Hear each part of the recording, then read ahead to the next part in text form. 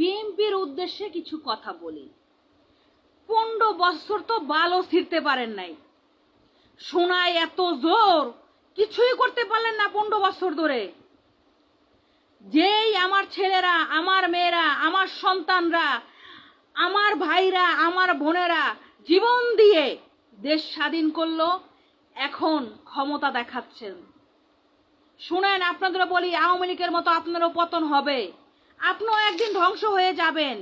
কোথায় ছিল বিএনপি? এই বিএনপি কোথায় ছিল 15 বছর? লজ্জা নাই, লজ্জা করে না, মুখটা দেখাইতে লজ্জা করে না। এত কিছু হওয়ার পরও ভাঙ্গিয়া হাত পা গুঁড়া করে দিছে, অচল করে দিছে।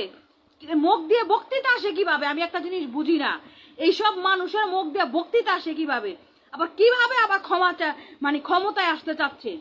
আমাদের জনগণের সবাইয়ের কথা মনে আছে, না বিএনপি চাই না আওয়ামী লীগ চাই, আমরা নতুন নেতৃত্ব চাই, নতুন নেতা চাই, সেটা রিকশালা হোক, আমরা তাকেই ভোট দিব। কিন্তু আর বিএনপি আওয়ামী লীগ যাওয়ার শিবিরকে ভোট দিব না।